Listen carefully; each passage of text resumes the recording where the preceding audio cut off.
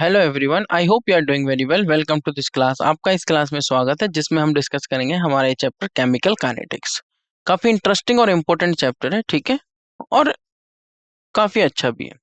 तो चलिए आज हम डिस्कस करेंगे क्वेश्चंस का पार्ट वन। जैसा कि आप सभी जानते हैं कॉन्सेप्ट्स आपके क्लियर हैं, तो क्वेश्चंस हम डिस्कस करने जा रहे हैं। जिस जिस कॉन्सेप्ट पर वो क्वेश्चन होंगे वो भी मैं आपको बता दूंगा, तो उन कॉन्सेप्ट पर आपको थोड़ा ज़्यादा ध्यान देना है, ठीक है एवरीवन। तो चलिए स्टार्ट करते हैं हमारी आज की क्लास। क्लास स्टार्ट करने से पहले आप यहाँ पर डिस्क्लेमर देख सकते हैं। क्वेश्चन डिस्कशन स्टार्ट करने से पहले हमारे स्लाइड डेक में उपयोग की जाने वाली छवियां केवल शैक्षिक उद्देश्यों के लिए हैं। हम इन छवियों के मूल निर्माता और मालिकों के बौद्धिक संपदा अधिकारों का सम्मान करते हैं। यदि आप इस डेक में उपयोग की जाने वाली किसी भी छवि के मालिक हैं और आपको कोई चिंता या मुद्दा है, तो कृपया sathi@iitkk.ac.in पर हमसे संपर्क करें और हम छवियों को हटा देंगे, ठीक है एवरीवन। तो चलिए स्टार्ट करते हैं आज का क्वेश्चन सेशन का डिस्कशन, ठीक है। तो आज हम स्टार्ट करेंगे क्वेश्चन नंबर 1 से लेके क्वेश्चन नंबर 8 तक हम डिस्कस करेंगे। कहां से कहां तक? क्वेश्चन नंबर 1 से लेके क्वेश्चन नंबर 8 तक। I hope all of you are ready. चलिए तो स्टार्ट करते हैं। ये रहा आपका क्वेश्चन नंबर 1। क्या कह रहा है question number 1? A drop of a solution जिसकी वॉल्यूम दे रखी है 0.05 ml। ड्रॉप जो है उसकी वॉल्यूम दे रखी है 0.05 ml। तो क्या कह रहा है? A drop of a solution volume 0.05 ml contains 6 into 10⁻⁻7 mole of H positive. कितना H positive? 6 into 10⁻⁻7 mole of H positive. If the rate of disappearance of H positive आपको दे रखा है 6.0 इंटू 10⁻5 मोल पर लीटर पर सेकेंड, ठीक है, मोल पर litre पर सेकंड, क्योंकि रेट आप सभी जानते हैं कॉन्सेंट्रेशन अपॉन टाइम होता है या फिर change in concentration upon change in time बोलिए। तो कॉन्सेंट्रेशन की यूनिट मोल पर लीटर और टाइम की यूनिट सेकंड, ठीक है। तो मोल पर मोलर पर सेकंड बोल दीजिए, मोल पर लीटर पर सेकंड बोल लीजिए। पूछ रहा है how long will it take for the H positive in the drop to disappear. How long will it take for the H positive in the drop to disappear. Drop of a solution volume दे रखिए 0.05 ml, वो इतने H positive contains कर रहा है, इतने मोल, ठीक है। बाकी चीजें आपको दे रखी है, करेक्ट आंसर आपको बताना है ऑप्शन ABCD में से। इस क्वेश्चन को सॉल्व करने के लिए मैं आपको 10 सेकंड का समय देता हूँ। हिंट मैं दे चुका हूँ कि रेट जो होता है वो change in concentration upon change in time होता है, ठीक है। तो इस कॉन्सेप्ट का यूज करते हुए आपको इस क्वेश्चन को सॉल्व करना है। तो आपको दिए जाने वाले 10 सेकंड शुरू करते हैं अब।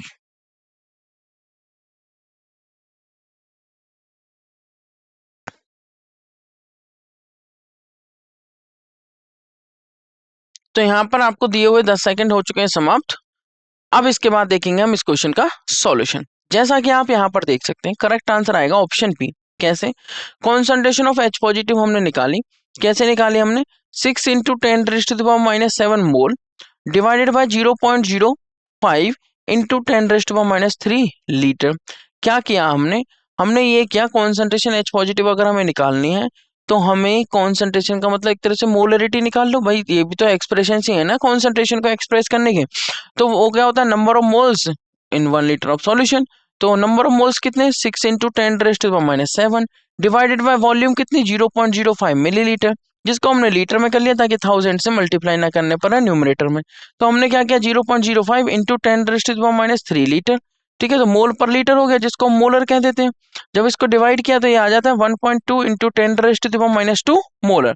तो 6 into 10⁻7 divided by 0.05 into 10⁻³ litre. जब हम करेंगे 6 into 10⁻7 mole divided by 0.05 into 10⁻³ litre जब हम करेंगे तो करेक्ट आंसर आ जाएगा किसका? कॉन्सेंट्रेशन H पॉजिटिव का 1.2 इंटू 10⁻² मोलर।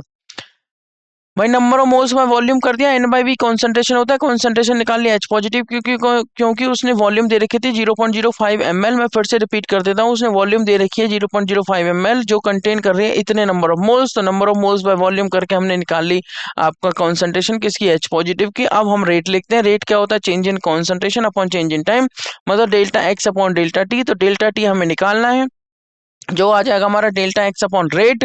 डेल्टा एक्स कितना है हमारा?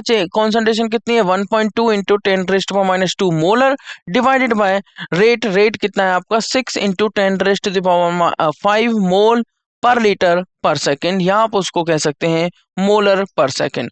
जब आप डेल्टा एक्स को डिवाइड कर देंगे रेट से तो आपका आ जाता है डेल्टा टी, तो वो वैल्यू आती है आपकी कितनी, 2 इंटू 10⁻⁻8 सेकेंड। ठीक है, 2 इंटू 10⁻⁻8 सेकेंड। आई होप आपको ये पोर्शन क्लियर होगा कि किस तरीके से हमने इस क्वेश्चन को सॉल्व किया है।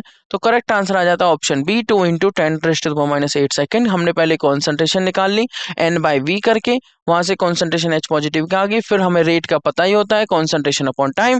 कॉन्सेंट्रेशन हमारे पास आ चुकी है, हमें टाइम निकालना है, रेट हमें पता है 6 इंटू 10⁵ मोल पर लीटर पर सेकेंड होता है। वैल्यू पुट करी तो टाइम आ जाता है 2 इंटू 10⁻⁸ सेकेंड। ठीक है एवरीवन, अब हम मूव करेंगे हमारे आज की क्लास के नेक्स्ट क्वेश्चन नंबर 2 की तरफ।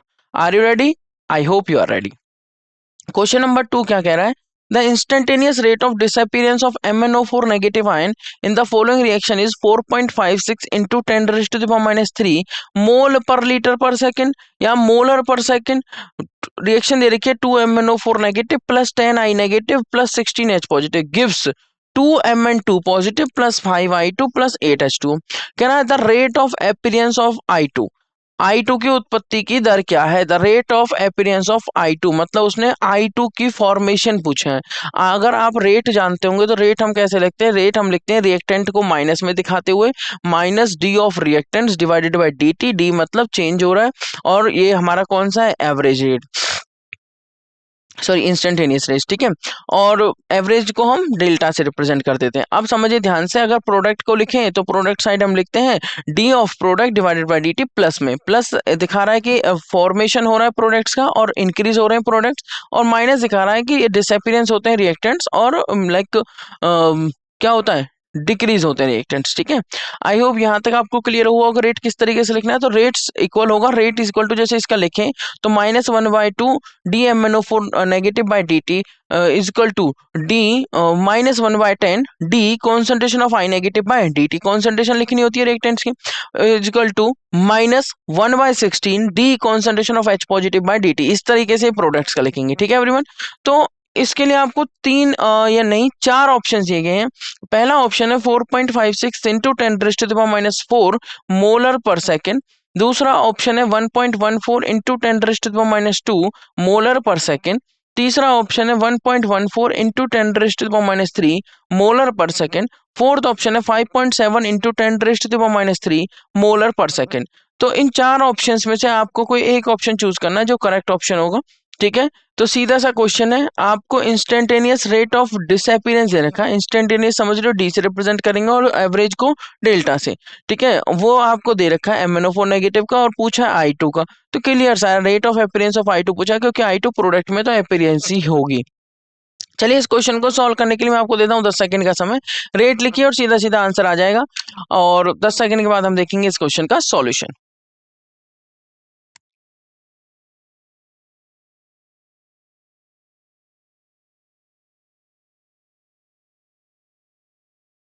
तो यहाँ पर आपको दिए हुए 10 सेकंड हो चुके हैं समाप्त। देखते हैं इस क्वेश्चन का सॉल्यूशन। तो करेक्ट आंसर आएगा ऑप्शन बी। देखिए रेट ऑफ रिएक्शन अगर हम लिखें सिर्फ उन चीजों का जिनसे हमें मतलब है, तो हमने क्या लिखा -1/2 D concentration of MnO4 divided by dt is equal to, इस प्रोडक्ट है तो प्लस लिखेंगे, plus 1/5 D concentration of I2 divided by dt।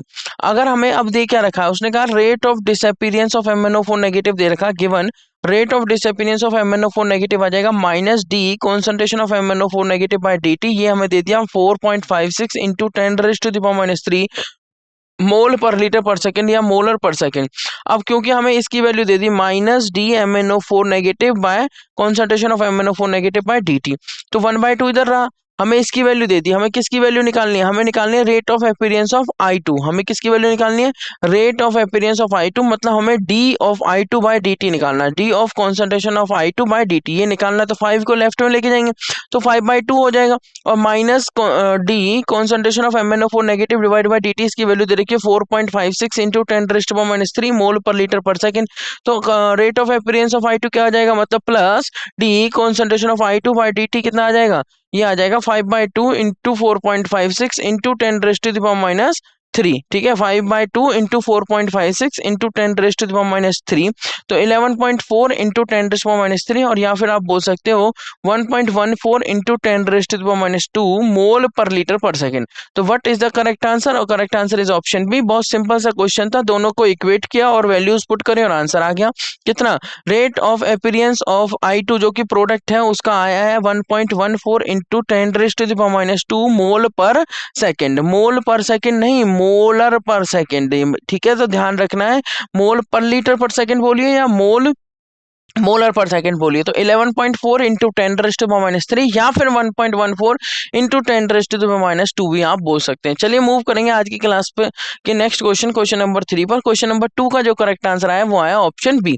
ये रहा आपके सामने क्वेश्चन नंबर 3, बहुत सिंपल सीधा सा question. Rate law for the reaction दे रखी है RCl plus NaOH aqueous gives ROH plus NaCl is given by. Rate कैसे दे रखा? रेट जो है वो इक्वल टू K जो कि एक कांस्टेंट है और concentration RCl, concentration of RCl, rate of the reaction will be। अब वो कह रहा है कि doubled on the doubling the concentration of sodium hydroxide, ठीक है, उस पर डिपेंड ही नहीं कर रहा रेट, आप देख सकते हो। Half on reducing the concentration of alkyl halide to 1/2, इस पे तो डिपेंड कर रहा है alkyl halide पे, alkyl क्लोराइड है वैसे ही।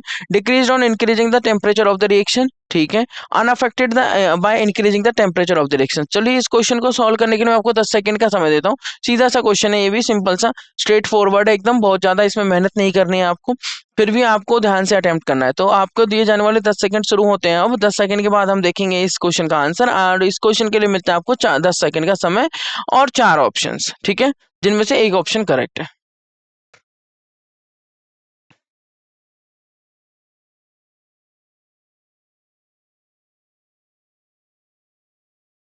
यहाँ पर आपको दिए हुए 10 सेकंड का समय हो चुका है समाप्त। मूव करेंगे इस क्वेश्चन के आंसर की तरफ। जैसा कि आप देख सकते हैं जो रेट है वो डिपेंड कर रहा है RCl मतलब कॉन्सेंट्रेशन ऑफ एल्काइल हैलाइड पर। तो क्या होगा, एज रेट इजकल टू के और इनटू में कॉन्सेंट्रेशन ऑफ RCl। तो ऑन डिक्रीजिंग द कॉन्सेंट्रेशन, अगर हम डिक्रीजिंग करें कॉन्सेंट्रेशन तो रेट भी क्या होगा, डिक्रीज। अगर हम हाफ से डिक्रीज करेंगे तो हाफ ही डिक्रीज होगा, क्योंकि यहाँ पे पावर में कितना है 1। On decreasing the concentration of RCl to half the rate will also be half, the rate will also be half. तो करेक्ट आंसर आया ऑप्शन बी, मतलब half on reducing the concentration of alkyl halide to 1/2। तो rate of reaction will be क्या हो जाएगा, half हो जाएगा on reducing the concentration of alkyl halide to 1/2। I hope question number 3 आपको clear हुआ होगा, जिसका करेक्ट आंसर क्या है, ऑप्शन बी। चलिए अब हम मूव करेंगे हमारे आज की क्लास के नेक्स्ट क्वेश्चन नंबर 4 पर। Units of second order rate constant is, तो आपको एक फॉर्मूला मैं बता चुका हूं और बता देता हूं, LMN, ठीक है, -1 LMN -1 तो L क्या है, लीटर, M क्या है, मोल, LMN मोल, ठीक है, या फिर आप बोल सकते हो इसको मोल बोल दीजिए पूरा, लीटर पर मोल N-1, या फिर आप दूसरे तरीके से बोल सकते हो मोल पर लीटर 1 - N और सेकेंड इनवर्स। तो इस तरीके से भी आप इनकी यूनिट निकाल सकते हैं। N is the order of the reaction. तो आपको मैंने हिंट दे दी है, अब आपको ये देखना है कि 1 लीटर कितने डेसीमीटर क्यूब के इक्वल होता है, ठीक है। तो इस क्वेश्चन को सॉल्व करने के लिए मैं आपको देता हूँ 10 सेकंड का समय। 10 सेकंड के बाद हम देखेंगे इस क्वेश्चन का आंसर। आपको दिए जाने वाले 10 सेकंड शुरू होते हैं अब।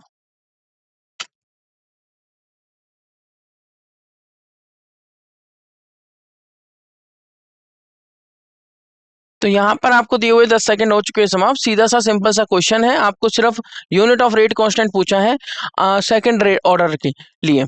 तो समझने वाली बात यह है कि ये रेट कांस्टेंट की यूनिट का क्वेश्चन काफी इंपॉर्टेंट है, बार बार आता है, फिर भी हम कई बार कंफ्यूज हो जाते हैं। कंफ्यूज नहीं होना है, यूनिट्स के लिए एक फॉर्मूला सीधा याद रखना है, LMN और N की मान इस -1 किया तो सेकंड की भी -1 हो गया, ठीक है।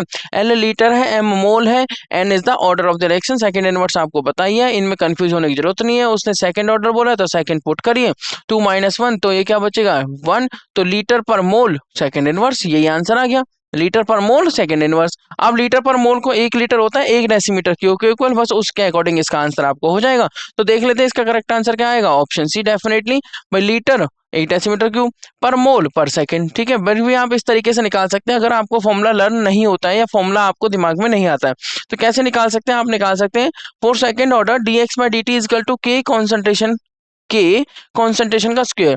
भाई कॉन्सेंट्रेशन क्यों लिखा है, क्योंकि रिएक्टेंट टू प्रोडक्ट, मान लीजिए कोई दे रहा है रिएक्टेंट टू प्रोडक्ट, तो हम रिएक्टेंट की कॉन्सेंट्रेशन लिखेंगे तो एक्चुअली में आना तो कॉन्सेंट्रेशन ही है, और क्योंकि वो ऑर्डर कह रहा है 2 तो यहाँ पर पावर क्या आ गई 2, ठीक है। dx बाई dt, हमें किसकी यूनिट निकालनी है, k की, तो k की यूनिट निकालने के लिए k को एक साइड रखेंगे तो आ जाएगा dx क्या है कॉन्सेंट्रेशन अपॉन dt क्या है टाइम, तो concentration upon time into 1 bye concentration का स्क्वायर। अब यहाँ से एक कॉन्सेंट्रेशन से एक कॉन्सेंट्रेशन कट जाएगा, क्या बचेगा concentration inverse into time inverse. Concentration inverse का मतलब क्या आ जाएगा डेसीमीटर क्यूब मोल इनवर्स, और ये क्या आएगा टाइम का मतलब सेकंड इनवर्स। तो यूनिट क्या आ चुकी है सेकंड ऑर्डर रेट कांस्टेंट की, decimetre cube mole inverse second inverse. मान लीजिए मैंने आपको फॉर्मूला दे रखा है ln की पावर -1 सेकंड इनवर्स, और मैं पूछ लूँ फर्स्ट ऑर्डर के लिए आप मुझे बता दीजिए क्या रेट कांस्टेंट की यूनिट, तो सीधा सा है n की वैल्यू कितनी हो जाएगी 1, अगर n की वैल्यू 1 है तो 1 - 1 0, किसी की पावर 0 1, तो ये क्या हो जाएगा 1, तो फर्स्ट ऑर्डर रेट कांस्टेंट के लिए यूनिट क्या आ जाती है सेकंड इनवर्स। तो इस तरीके से आप किसी की भी यूनिट कैलकुलेट कर सकते हैं, बहुत ईजी क्वेश्चन है ये, बहुत मुश्किल क्वेश्चन नहीं है, बट हमें कंफ्यूज नहीं होना है, ठीक है। अगर प्रेशर में निकालना है तो प्रेशर में भी इस तरीके से आप फॉर्मूला लगा सकते हैं, अगर प्रेशर में निकालना है तो प्रेशर में भी इस तरीके से एटीएम आप यूज कर सकते हैं, ठीक है। प्रेशर में क्या यूज कर सकते हैं एटीएम, ठीक है एवरीवन। चलिए अब हम मूव करेंगे हमारे आज की क्लास के नेक्स्ट क्वेश्चन, क्वेश्चन नंबर 5 पर। तो क्वेश्चन नंबर 4 का आंसर क्या है आपका ऑप्शन सी, ये रहा आपका क्वेश्चन नंबर 5। क्वेश्चन नंबर 5 क्या कह रहा है, फॉर द रिएक्शन सिस्टम, क्या दे रखी है reaction 2NO gas plus O2 gas gives 2NO2 gas, volume is suddenly reduce to half its value. Volume को मान ली V है तो V/2 कर दिया suddenly by increasing the pressure on it. If the reaction is of first order with respect to O2 की respect में तो फर्स्ट ऑर्डर हो, and second order with respect to NO, तो उसने सारी बात तो बता दी। अब तो क्वेश्चन हो ही जाएगा, rate of reaction will be diminish to 1/4 of its initial value, diminish to 1/8 of its initial value, increases to 8 times of its initial value, या increases to 4 times of its initial value। तो इस question को solve करने के लिए मैं आपको 10 second का समय देता हूँ, रेट लिखिए और वॉल्यूम को हाफ करिए और देख लीजिए नया रेट में क्या चेंज आया, ठीक है। तो आपको दिए जाने वाले 10 सेकंड शुरू होते हैं, अब कोई एक ऑप्शन यहाँ से आपको चूज करना है, जिनमें से 4 ऑप्शन में से कोई एक करेक्ट होगा, ठीक है।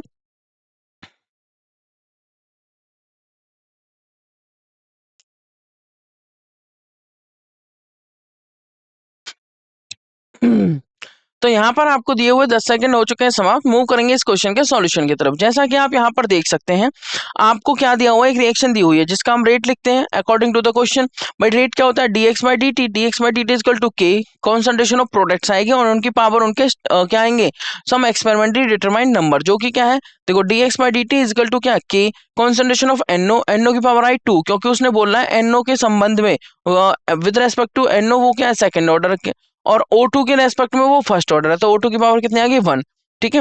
अब ये मत सोचना जो मॉलिक्यूलरिटी है वही ऑर्डर हो गया, नहीं, ऐसा हो भी सकता है ऐसा नहीं भी हो सकता, ठीक है। Molecularity can be same as like order और नॉट, ठीक है। तो dx/dt इज इक्वल टू क्या है हमारा k NO का स्क्वायर, dx/dt क्या है हमारा k NO का स्क्वायर और कॉन्सेंट्रेशन ऑफ NO का square multiply with concentration of O2, ठीक है। हमने वैल्यू रखी तो ये क्या आ गया k, हम यहाँ क्या लिखेंगे number of moles of NO by volume, concentration क्या होती है N/V, तो यहाँ क्या आ गया number of moles of NO का स्क्वायर और वॉल्यूम का स्क्वायर, ठीक है।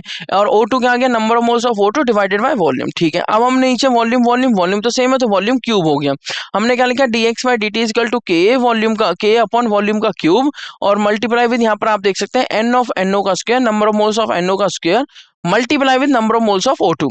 फिर नया रेट में क्या चेंज आया, जब हमने वॉल्यूम को क्या कर दिया, volume is suddenly reduce to half, तो जो V है उसको V/2 कर दिया, क्या कर दिया V/2, तो K number of moles of NO का square multiply with number of moles of O2 divided by V/2, V को क्या कर दिया V/2 और उसकी पावर कितनी है 3, ठीक है। तो 2 की पावर 3 कितना हो गया 8, 8 कहाँ चला जाएगा ऊपर, तो क्या बन गया जो बचेगा वो क्या बचेगा K number of moles of NO का square multiply with number of moles of O2 divided by volume cube, वो क्या है dx/dt, तो 8 dx/dt। जो नया रेट आया वो क्या आया है पुराने रेट के 8, पुराने रेट को 8 से मल्टीप्लाई करने पर नया रेट आया, मतलब increases to 8 times of its initial value. तो जो नया रेट आया वो क्या है इंक्रीजेस हो गया कितना 8 times of its initial value. I hope आपको ये क्वेश्चन नंबर 5 क्लियर हुआ होगा। क्वेश्चन नंबर 5 का जो करेक्ट आंसर है वो ऑप्शन सी है, जिसमें क्या हुआ है जो रेट है वो इंक्रीजेस कर गया कितना 8 times of its initial value, ठीक है।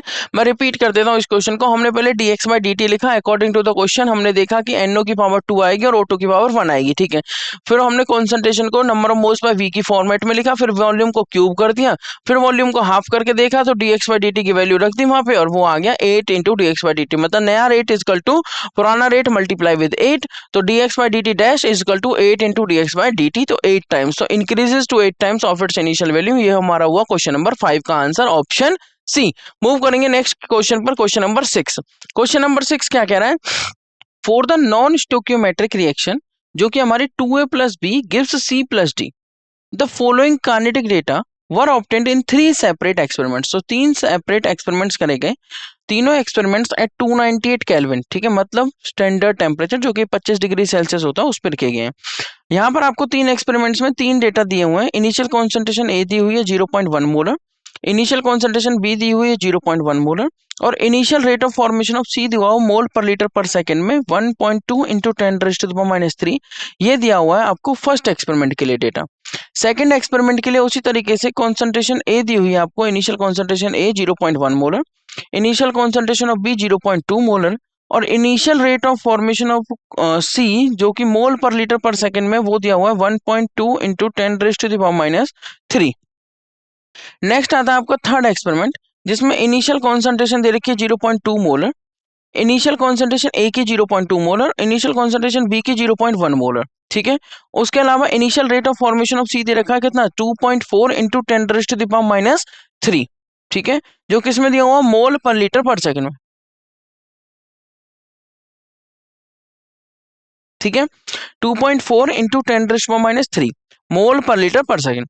The rate law for the formation of C. तो मैं रिपीट करता हूँ क्वेश्चन को। एक 2a plus B give C plus D एक रिएक्शन देती है जिसके लिए 3 एक्सपेरिमेंटल डेटा आपको दिए हुए हैं। इनिशियल कॉन्सेंट्रेशन ए की दे रखी है, इनिशियल कॉन्सेंट्रेशन बी की दे रखी है, और rate of formation of C दे रखा है, initial rate of formation of C, ठीक है। तो 3 अलग अलग डेटा आपके पास प्रेजेंट है। आपको पूछा गया है कि the rate law for the formation of C. अब इस रिएक्शन के लिए जब सी फॉर्म हो रहा है मतलब डीसी बाय डी वो क्या होगा?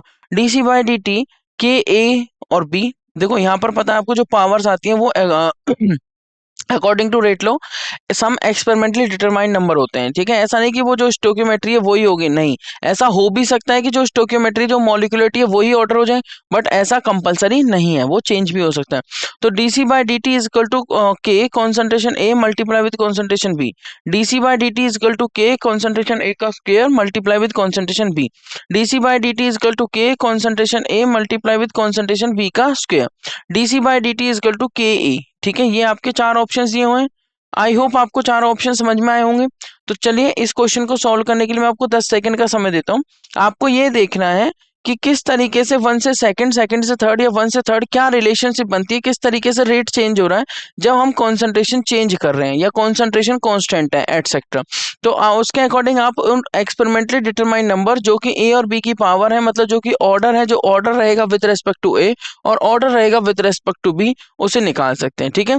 तो ये रहा आपका क्वेश्चन नंबर 6। इसको सॉल्व करिए, आपको मिलते हैं 10 सेकंड। 10 सेकंड के बाद हम देखेंगे इस क्वेश्चन का आंसर।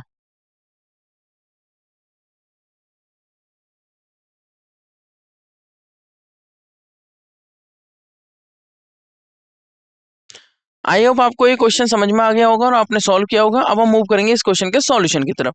जैसा कि आप यहाँ पर देख सकते हैं कि हमें क्वेश्चन जो दिया हुआ है उसमें 3 एक्सपेरिमेंटल डेटा दिए हुए हैं। 3 एक्सपेरिमेंट के डेटा आप यहाँ पर देख सकते हैं। इनिशियल कॉन्सेंट्रेशन ए की 0.1 molar, 0.1 molar, 0.2 molar according to experiments, ठीक है, रेस्पेक्टिवली।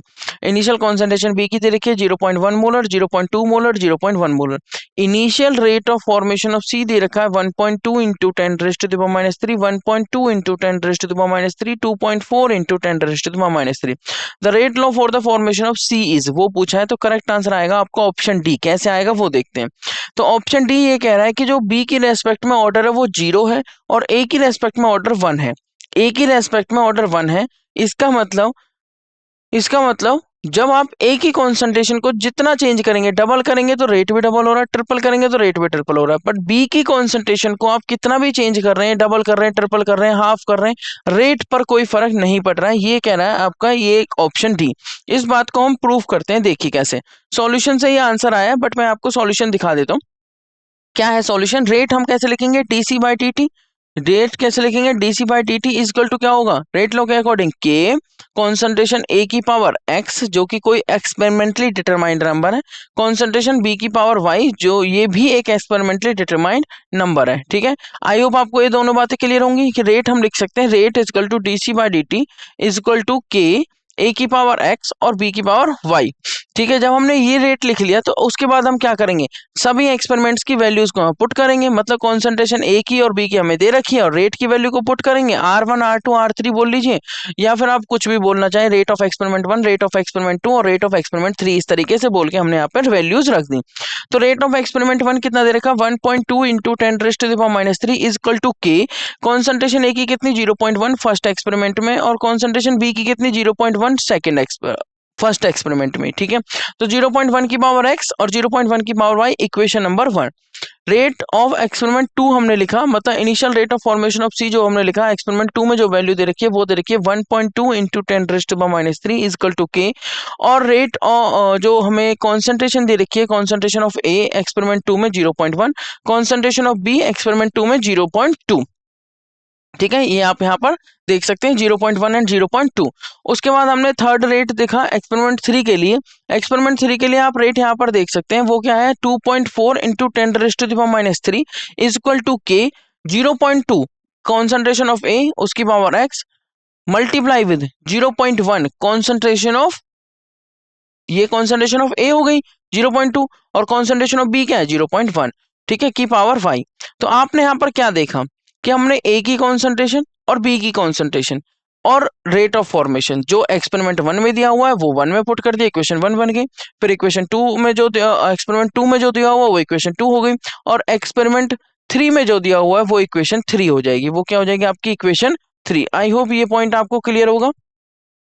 ठीक है, इस तरीके से हमने इक्वेशन 1 2 एंड 3 को क्या कर लिया, इक्वेशन 1 एंड 2 एंड 3 को बना लिया। अब हम कंपैरिजन स्टार्ट करते हैं। हम क्या स्टार्ट करेंगे, कंपैरिजन। मैं दोबारा रिपीट कर देता हूं इस पॉइंट को। हमने क्या लिखा, हमने देखा कि रेट क्या है हमारा, rate is equal to dC by dt is equal to के, कॉन्सेंट्रेशन ए की पावर एक्स और मल्टीप्लाई विद कॉन्सेंट्रेशन बी की पावर वाई। कॉन्सेंट्रेशन ए की पावर एक्स हमने लिखा है, तो एक्स एंड वाई यहाँ पर क्या है, सम एक्सपेरिमेंटली डिटरमाइंड नंबर। आप ये भी कह सकते हो एक्स क्या हमारा order of reaction with respect to A और वाई क्या हमारा order of reaction with respect to B. ठीक है, तो यहां पर आपको क्या दे रखे, 3 वैल्यूज दे रखी है और एक एक्सपेरिमेंट में 3 वैल्यू दे रखी है, कॉन्सेंट्रेशन ए, कॉन्सेंट्रेशन बी और rate of formation of C. ठीक है, हमने वो वैल्यूज यहाँ पे रखी क्योंकि हमने rate is equal to dC by dt is equal to के, कॉन्सेंट्रेशन ए की पावर एक्स और कॉन्सेंट्रेशन बी की पावर वाई, ये माना था। सारी वैल्यूज रखी, ये एक्सपेरिमेंट 1 के लिए, एक्सपेरिमेंट 2 के लिए और एक्सपेरिमेंट 3 के लिए। तो हमारे पास रेस्पेक्टिवली इक्वेशंस आ चुके हैं 1 2 एंड 3। अब इनको कंपैरिजन करते हैं। आप यहाँ पर देख रहे हैं जब इक्वेशन 1 से हम 2 की तरफ आ रहे हैं तो रेट में कोई चेंज नहीं हो रहा, बट हमने कॉन्सेंट्रेशन ए की फिक्स रखी है और बी में चेंज किया है। रेट में कोई चेंज नहीं है, अगर कॉन्सेंट्रेशन ए की चेंज हुई है, ए की फिक्स रखी है, मतलब ए की कॉन्सेंट्रेशन सेम तो रेट भी सेम। बी की कॉन्सेंट्रेशन चेंज हुई है बट रेट पे कोई फर्क नहीं है, मतलब बी पे आपका रेट डिपेंड नहीं कर रहा है। तो एक्सपेरिमेंट डिटरमाइंड नंबर क्या है वो मैं बताता हूं, ध्यान से समझिएगा। जब रेट डबल हुआ है तो कॉन्सेंट्रेशन ए की चेंज हुई है जो कि डबल हो गई है, और बी की भी चेंज हुई है, बी की हाफ हुई है, पर बी की चेंज होने से रेट पर कोई फर्क नहीं पड़ रहा है, ए की चेंज होने से रेट डबल हो गया। तो as shown above in this given 3 equations जो कि हमने बनाई है, 3 एक्सपेरिमेंटल वैल्यूज जो हमें दी हुई हैं, अलग अलग एक्सपेरिमेंट्स की जो वैल्यूज हमें दी हुई है, वैल्यूज ऑफ 3 एक्सपेरिमेंट्स, उससे हमने ये क्या, वैल्यूज ऑफ 3 एक्सपेरिमेंट्स, उससे हमने क्या बनाई है, ये 3 इक्वेशन बनाई है। As shown above rate of reaction remains constant as the concentration of reactant B changes from, कहां से कहां, 0.1 मोलर टू 0.2 मोलर। अगर बी की कॉन्सेंट्रेशन चेंज हो रही है बट रेट चेंज नहीं हो रहा है, तो इसका मतलब बी पर रेट डिपेंड नहीं कर रहा है, तो बी जीरो ऑर्डर का, बी के लिए क्या हो गया, order of reaction with respect to B क्या हो गया, 0, and becomes double when concentration of A changes from 0.1 to 0.2। इसका मतलब रेट भी डबल हो रहा है जब कॉन्सेंट्रेशन डबल की जा रही है। इसका मतलब ये हुआ कि order of reaction with respect to A कितना हो जाएगा, 1। तो जो x की वैल्यू है वो 1 आ जाएगी और y की वैल्यू 0 आ जाएगी। ओवरऑल ऑर्डर की बात करें इस रिएक्शन के लिए वो भी कितना हो जाएगा आपका 1। तो r क्या हो गया हमारा, रेट क्या हो गया, k a to the power 1 और b टू द पावर 0। तो आप क्या बोलेंगे, r k is the rate constant, concentration a की पावर 1 और कॉन्सेंट्रेशन b की पावर 0। मतलब आप ये कहेंगे कि जो रेट है, ठीक है, जो ओवरऑल ऑर्डर है इस रिएक्शन का वो 1 होगा और order of reaction with respect to A क्या होगा 1 और over like order of reaction with respect to B क्या होगा 0 और 1 + 0 मतलब x + y कितना होगा 1। तो ओवरऑल ऑर्डर भी कितना आ गया 1। तो ये रहा हमारा क्वेश्चन नंबर 6। आई होप आपको इस क्वेश्चन का सॉल्यूशन समझ में आ गया होगा कि किस तरीके से हमने इस क्वेश्चन को सॉल्व किया है। इस तरीके के बहुत क्वेश्चन पूछे जाते हैं एग्जाम में, ठीक है, जिनमें हमें रेट और जो एक्सपेरिमेंटल डेटा दिया हुआ है, यहाँ पे तो 3 ही दिए हुए हैं, 4, 5, 6 इस तरीके से भी वो टेबुलर फॉर्म में प्रोवाइड करते हैं। उनके डेटा को हमें कंपेयर करना होता है और कंपेयर करके हमें ऑर्डर निकालना होता है, ठीक है। तो उसके अकॉर्डिंग आगे ऑर्डर से आगे भी वो क्वेश्चन को लेके जा सकते हैं, ठीक है। जैसे ऑर्डर निकालना है, ऑर्डर पता लगने के बाद वो किसी भी एक कॉन्सेंट्रेशन को आपको दे देंगे और कहेंगे कि इसका रेट निकाले। तो इस तरीके से आपको रेट भी पूछ सकता है, रेट ऑफ अपीयरेंस भी पूछ सकता है, रेट ऑफ डिसअपीयरेंस भी पूछ सकता है, ठीक है, किसी भी रिएक्टेंट का, या रेट ऑफ अपीयरेंस पूछ सकता है किसी भी प्रोडक्ट का। तो क्वेश्चन को कितना भी आगे तक लेके जा सकते हैं, बट जो बेसिक रहेगा वो यही रहेगा कि आपको एक एक्सपेरिमेंटल डेटा दे देंगे। कुछ एक्सपेरिमेंटल डेटा जैसे इसमें दिया था आपको टेबुलर फॉर्म में 3 एक्सपेरिमेंट दे दिए और उनमें तीनों में कॉन्सेंट्रेशन ए बी की और रेट ऑफ फॉर्मेशन लिखा हुआ था। उसके अकॉर्डिंग हमें क्या बताना था, ऑर्डर बताना था रिएक्शन का, जो कि हम निकाल चुके हैं 1, ठीक है एवरीवन। सो इस तरीके से आपको इन कॉन्सेप्ट पर ध्यान देना है। So this is about the question number 6। चलिए अब हम मूव करेंगे हमारे आज की क्लास के नेक्स्ट क्वेश्चन नंबर 7 की तरफ। क्वेश्चन नंबर 7 क्या कह रहा है, consider a reaction A moles of G plus B moles of H gives products when concentration of both the reactants G and H is doubled, concentration double कर दी, the rate increases by 8 times, ठीक है। However, when concentration of G is doubled, keeping the concentration of H is fixed, the rate is doubled, the overall order of the reaction। तो उसने भी इसी तरीके से हमें इस क्वेश्चन को अटेम्प्ट करना है। तो ओवरऑल ऑर्डर पूछा 0 1 2 3 क्या होना चाहिए। इस क्वेश्चन को सॉल्व करने के लिए मैं आपको 10 सेकंड का समय देता हूँ। 10 सेकंड के बाद हम इस क्वेश्चन का सॉल्यूशन देखेंगे।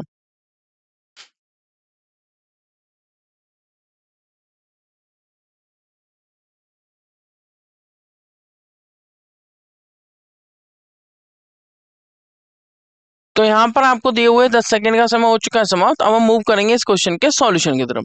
जैसा कि आप यहाँ पर देख सकते हैं,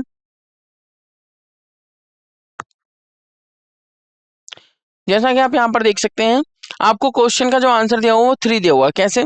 क्योंकि एक रिएक्शन दे रखी है, moles of G plus B moles of H gives products, let the rate of reaction be R is equal to K G की पावर अल्फा और H की पावर बीटा। G की रेस्पेक्ट में मान लिया अल्फा ऑर्डर और H की respect में मान लिया बीटा ऑर्डर, ठीक है। When concentration of both reactant G and H is doubled, कर दो डबल, तो G की जगह हो गया 2G और H की जगह हो गया 2H, ठीक है।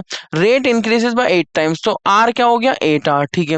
When concentration of G is doubled keeping the concentration of H is fixed, तो H है बट G को 2G कर दिया, रेट इज डबल्ड, तो R क्या हो जाता है 2R। तो मतलब ये R1 हो गया और ये R2 हो गया, ठीक है। R क्या था, R है, फिर R1 क्या हो गया 8R और R2 क्या हो गया 2R, ऐसे समझ सकते हो। अब इन तीनों को इक्वेट करेंगे। इक्वेट करने पर क्या होता है, ऑन सॉल्विंग इक्वेशन 2 एंड 3, अगर 2 एंड 3 को सॉल्व करते हैं तो बीटा क्या मिल जाता है 2, और ऑन सॉल्विंग 1 एंड 3 अल्फा मिल जाता है 1, तो अल्फा 1 और बीटा 2, तो अल्फा प्लस बीटा क्या overall order of the reaction, तो 1 + 2 = 3। तो करेक्ट आंसर क्या आ जाता है आपका 3, ठीक है। मतलब 3 इस रिएक्शन का ऑर्डर है। मूव करेंगे हमारा आज की क्लास के नेक्स्ट क्वेश्चन और लास्ट क्वेश्चन नंबर 8 की तरफ। जैसा कि आप यहाँ पर देख सकते हैं, at 518 degree Celsius 518 degree Celsius the rate of decomposition of a sample of gas is acetaldehyde. Decomposition किसका हो रहा है, एसिटल्डिहाइड गैस का। Initially at a pressure of 360 torr was 1.00 torr per second. Rate of decomposition क्या था 1.00 torr per second when 5% had reacted, and 0.5 torr per second when 33% had reacted. तो order of the reaction will B, बताइए order of the reaction क्या होगा, 2310। बहुत simple question है। Acetaldehyde का decomposition हो रहा है 363 टॉर प्रेशर पर, तो रेट ऑफ डिकम्पोजिशन दे रखा है 1 टॉर, जब 5% रिएक्ट हो चुका है तो 95% अनरिएक्टेड है, और 0.5 टॉर जब 33% रिएक्ट हो चुका है और 67% अनरिएक्टेड है, ठीक है। तो इस क्वेश्चन को सॉल्व करने के लिए आप कॉन्सेप्ट का यूज करिए रेट वाले का, और इजीली ये क्वेश्चन सॉल्व हो जाएगा। इसको सॉल्व करने के लिए मैं आपको देता हूँ 10 सेकंड का समय। 10 सेकंड के बाद हम देखेंगे इस क्वेश्चन का सॉल्यूशन।